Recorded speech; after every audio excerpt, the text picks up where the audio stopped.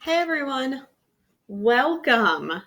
So in this lesson, we are actually going to be continuing what you started or what we started together last time with graphs of rational functions, right? So I reviewed a lot of the things that you learned through AAF, and I started talking about slant asymptotes.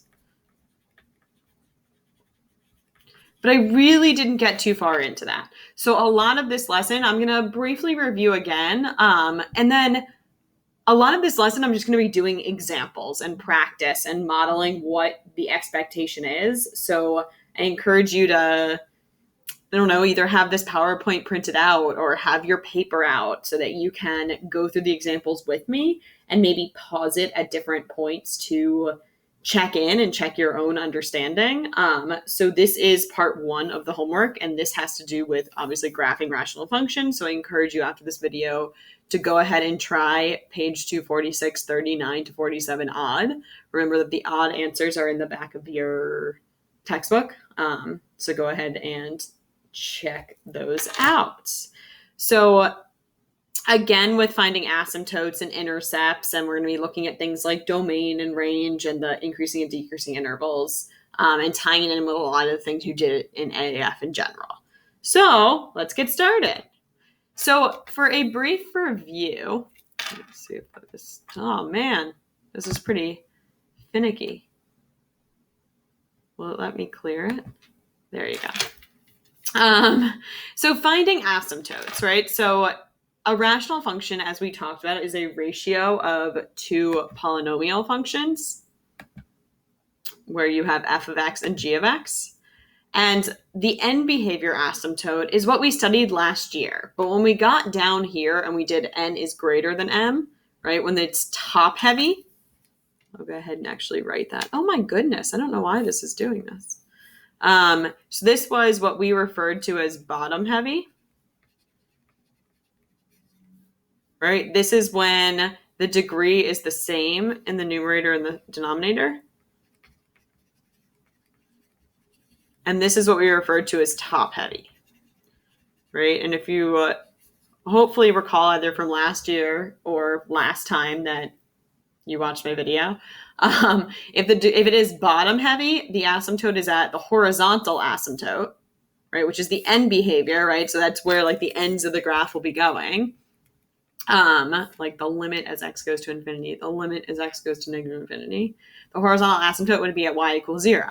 If the degrees are equal, right, if you have a third degree polynomial in the numerator and a third degree polynomial in the denominator, then the horizontal asymptote will be the ratio of their leading coefficients. So the degree is the same for that one. And so it's a ratio.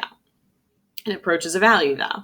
Whereas if it's top heavy, if the degree in the numerator is larger than the degree in the denominator, the end behavior is the quotient, right? So be careful, and remember we made a note of this. It's not the remainder, it is the quotient when you divide them. You don't need to divide them if you end up with this or this, only if you get this, right? And so if the quotient is linear, that's what we refer to as a slant asymptote, and that's what we're going to be looking at today.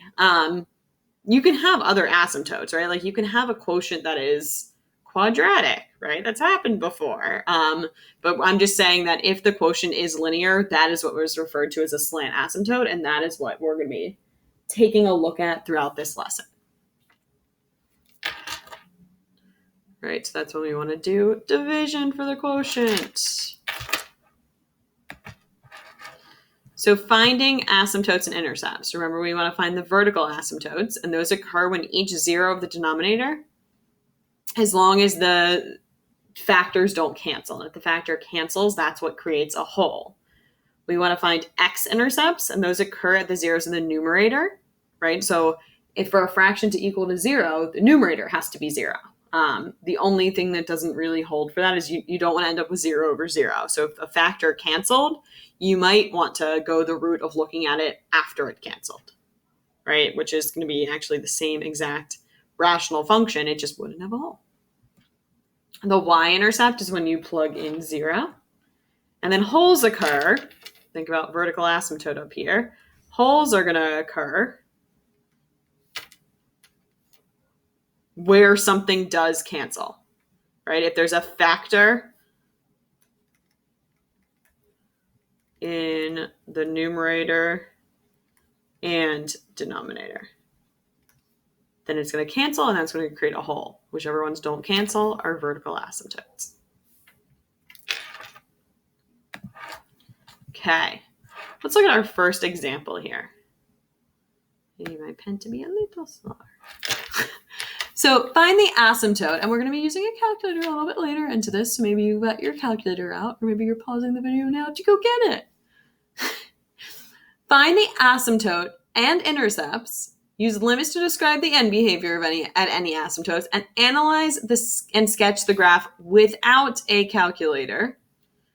Check your graph, range, find the range, find extrema, list intervals, increasing and decreasing intervals with the calculator. So the calculator will do at the end. So the first thing I'm going to do is I'm going to stick out my characteristics list. So we're going to go ahead and why don't we get this in a different form so that we can figure things out like where are the asymptotes? Where are the intercepts? How can we successfully graph this? Can we figure out what the domain is, right? Those are some things that we can figure out somewhat quickly. So let's actually factor that numerator, g of x, to figure out if there's any holes. I'm going to factor out a 2 first, and I'm going to be left with x squared plus 2x minus 3 over x plus 2. And then I'll go ahead and factor that numerator. What is that? X plus 3, x minus 1 over x plus 2. Nothing cancels, right? So I end up with a vertical asymptote at x equals negative 2. I'll go ahead and actually graph that while we speak. And I'll label it. Hopefully you're doing the same thing. There you go. Okay, so I now have identified what my domain is, right? I'm kicking one thing out of my domain. So it's going to go from negative infinity to negative 2, union negative 2 to infinity. Or maybe you're saying all real numbers except for 2. Let's actually find the intercepts now. You can do this in any order, but I'm going to choose to find the intercepts. Or you know what? No, I'm not. Yes, I am. Sorry. I'll find the intercepts. So my intercepts are going to happen. Remember, the x-intercept is going to happen where my y value equals to 0. And this is where I really only care about the numerator because, well, first of all, I didn't have anything that canceled. Why am I going for all this? But it's okay. So if a fraction has a numerator that is equal to 0, then that fraction is equal to 0. It doesn't matter what the denominator is as long as it's not also 0. So we actually already factored this. We got x plus 3, x minus 1. And then I can go ahead and use the zero product property. I mean, I can divide by 2, but the zero product property is going to tell me my two x-intercepts are going to be at negative 3, 0 and at positive 1, 0. Right? So I would have negative 3, 0 and 1, 0. Negative 3, 0 and 1, 0.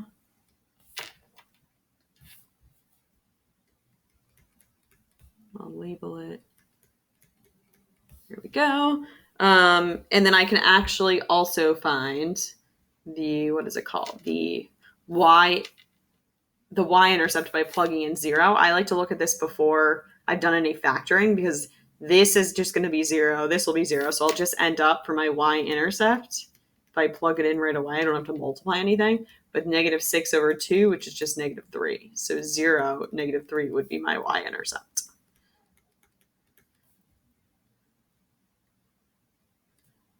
Right? Okay. Now I'm going to go in a slightly different direction with a new color. Ooh, pretty. Okay. So my next thing to think about is, well, it's top heavy, right? So in the past, we would say there is no, I mean, not even in the past, just in general, there is no horizontal asymptote, right? So this is where I now want to divide it. I know when I divide that I'm going to get something that's linear. Think about why I know that. Why am I able to say that right away? Well, the numerator is 1 degree higher than the denominator. So I have 2x squared plus 4x minus 6. And I'm going to go ahead and divide that by x plus 2. This is going to go in here 2x times. So it'll give me 2x squared plus 4x, and then I'll subtract. Cancels, cancels. -6, right? So I end up with 2x, and then I have a remainder, right? Plus -6 over x plus 2. This right here, this linear quotient, this quotient,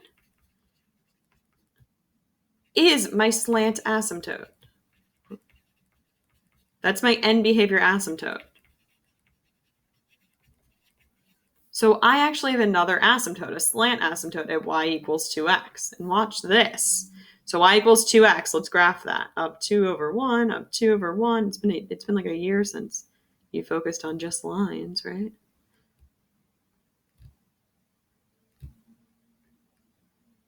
And I'll make it dotted. And this is going to guide what happens at my ends, right? It's the end behavior. It guides my graph. So when I go to graph this now, I mean, I can think through what happens, but like my ends as this goes, the limit as it goes to infinity should be approaching this. Not the limit, but like the graph as it goes to infinity should be approaching that. Right? So I've got something that's going to look like, ooh, and something that's going to look like, it's going to approach, whoa, I don't like that. I can't undo very well. Right, so you can see, I don't love my coloring. Maybe I needed a better color. I think I got too like color happy.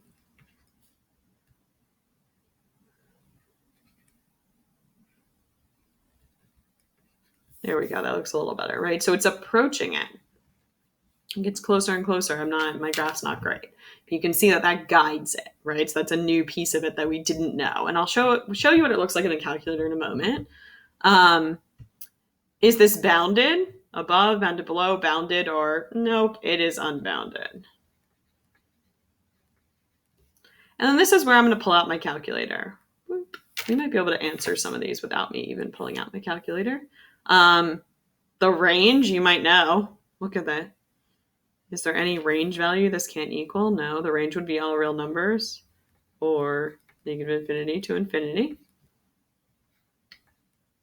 It's increasing the entire time over the entire domain. So it is increasing from negative infinity to -2, and then from -2 to infinity, right? It jumps over that. Same thing with like it's continuous from negative infinity to -2. And then again, from -2 to infinity, right? It has an infinite discontinuity.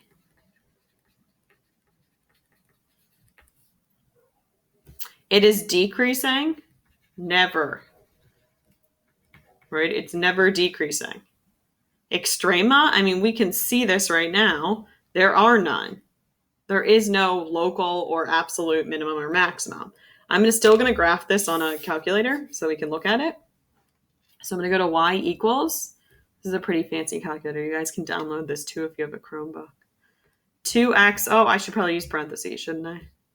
2x squared plus 4x minus 6 divided by, and use parentheses here too, x plus 2. When I go to graph this, oh look, isn't that what it looks like? And here's something cool. I can even go and graph that asymptote, 2x, right? Maybe I can change the color even. I think I want to change what this line looks like. Let's do that. No, it doesn't really look dotted, but right, you can even see that it is approaching that. right? And maybe you remember, this one doesn't have any extrema, but maybe you remember where we're going with this. Don't worry, we'll have one with extrema where you can see how do you find the local max, the local min, absolute max, absolute min, the inner, like, how do you use a calculator to help you to find that information? Maybe even intercepts. Okay. So let's keep going. I'm going to have to clear this. There we go. Example 2. And this might be a good place to, like, I don't know, stop the video and try this one. See what you can get from this one and where you might have questions and where the video might be able to support you in answering it. But I would say this would be a really good time to pause, try this, and then come back and go over it with me. Okay, so we've got b of x equals x to the third minus 2 over x plus 3 divided by x plus 2. So this doesn't factor, right? There's nothing that's factoring here. So I'm going to want to, I know what the domain is, right? Like I know what I'm kicking out of the domain. So I'm going to be getting rid of that negative 2. So again, I'm going to go from negative infinity to negative 2 and negative 2 to infinity. I'm going to have a vertical asymptote again at x equals negative 2. I'll go ahead and graph that.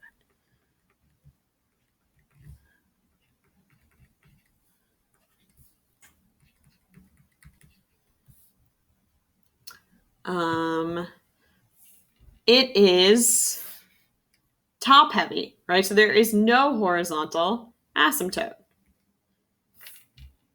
right? This is top heavy. So I'm going to divide it. And I don't know why. I'm just going to do it in this step right now.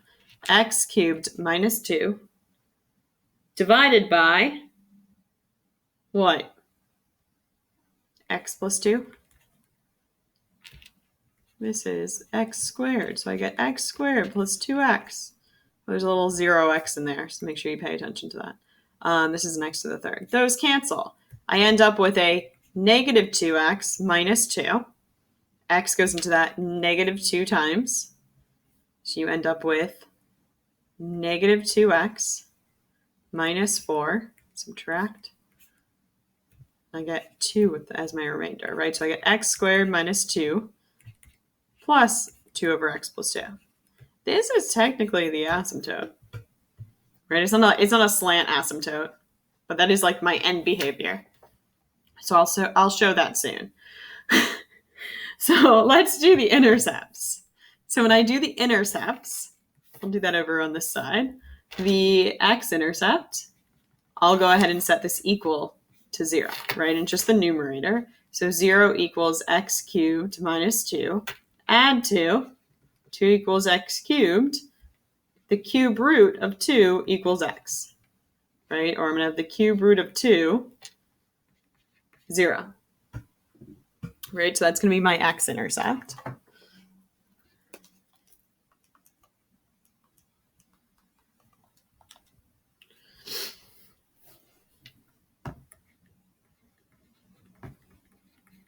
The y-intercept, kind of like that I have this area to work on the side. The y-intercept, I'm going to be plugging in 0, and I might be able to just see it by looking here. So when I do that, I end up with negative 2 over 2, which is negative 1. So 0, negative 1 would be my y-intercept. So I get 0, negative 1, and then the cube root of 2 is like 1.25. So it's like literally right there. Okay. So when we're graphing this, we know some information about what this looks like, but this is a really tough one to graph without looking at that calculator, right? So let's go ahead and actually put it into the calculator. And then I'll come back to this when we're doing it in the calculator right now. So x to the third, x cubed,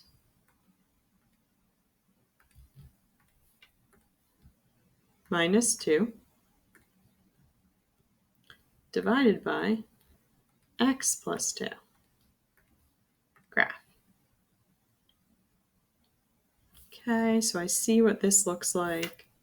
Do we see what's over there? Darn. We don't, do we? Maybe I need to make it go further up. There we go. Now we see it, right? So there's something else going on up there. So this did something like that. I don't know that that was my greatest drawing, but it did something like that. And I want more information about this because I clearly see that there is a local minimum right here. But let's go ahead and let's trace it to get that. Second trace minimum.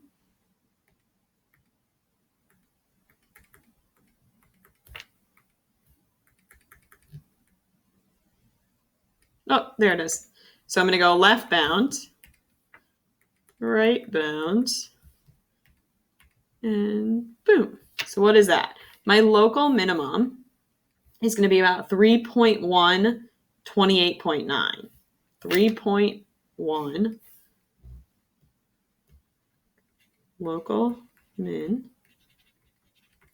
is about negative 3.1, 28.9. 1, 2, 3, negative 3.1. Oh, it's like way up there, right? So I don't even know how well I can sketch that. I should have maybe scaled this differently, right? And then we know that it's going to do something like this.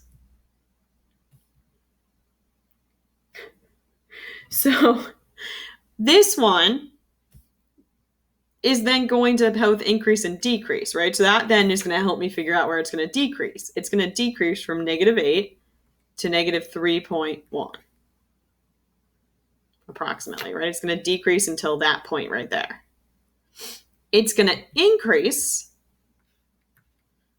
from negative 3.1 to negative 2, and then again from negative 2 to infinity. Is this bounded? No, right? This is unbounded. This range is certainly all real numbers, right? Do you like my really long lines? It is continuous from negative infinity to negative 2 and negative 2 to infinity. I didn't do the end behavior on the other one, did I? My goodness. So this is the limit as x goes to infinity. What's happening to b of x? It's going to infinity, right? The limit as x is going to negative infinity, so this is my left side, of b of x, is it's also going to infinity, right? It's going up like that. Let's go back to this and let's type in that asymptote that I got there. X squared minus 2. Let's just see what happens because it's kind of interesting. It's in a new color, right? Whoa. I need to zoom out maybe. Maybe I need to make this go even higher so you can see what happens at the ends.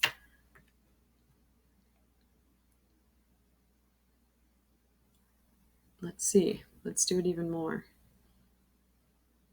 Did I type it incorrectly? Yeah.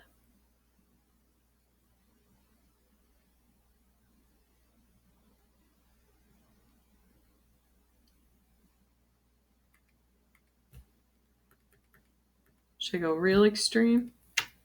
Oh no, I just talk about extreme. I think I intended to do like, let's do like 700. Whoa. Whoa. I might need to see wider too, right? Maybe I want to go from negative 50 to 50.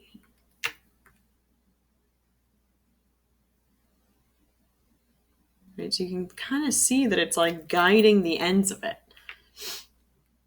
It's like it is something. It still works with the end behavior.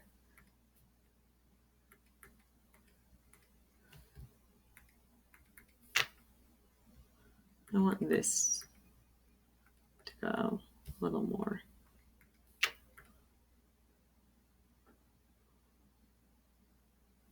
right? You can kind of see that. The more I would like zoom out, the more I would see it. I'm probably not changing it enough to really show it that well, right? But you can work with that. But you can see it is guiding the end behavior, which is pretty neat, right? And so the other thing that I could mess around with is figuring out what the signs are. So like I could see if I know this is my 0, thinking like almost like a number line. Well, this is -2, right? That's a key value. What's happening to the left of -2, right? If I plugged in a really negative number, I'm going to end up with a negative in the numerator and a negative in the denominator, which is going to mean it's going to be positive up here, right? If I go, maybe I would also want another critical value would be this right here, that cube root of 2, which is like 1.25 or something. If I plug in a number that's between there, I don't know, like 0, let's think, I'm going to end up with, well, I guess we knew that one, right? So I mean, maybe I'm going to plug in something that's like -1, right? Even if I didn't know, like without using a calculator, thinking about, well, to the left of this point, like between my asymptote and my x-intercept, I have a negative, right? I don't even need an actual value. I don't care what these values are, but if I were to plug in something like -1, I'm going to end up with a negative in the numerator and a positive in the denominator, which is a negative overall, right? A positive divided by a negative is a negative. If I were to plug in a big number like 50, I'm going to end up with a positive over a positive, which is positive, right? So you can see like what the sign change is as you progress in this, which I think is a really good way to think through approximately what does this look like? Like what are we able to do when we're not yet working with the calculator? So hopefully, this gave you some clarity and practice with, that is not what is supposed to be up there, with graphing rational functions, and more practice with this. And I really encourage you to go ahead and take time now to go through those problems, these problems right here, so that you're ready to ask questions and that you get a better understanding of how this works, and you can practice graphing on your own without a calculator with some of the added pieces that we talked about, or I talked about throughout these 2 videos. So thanks everyone, and I will see you next time.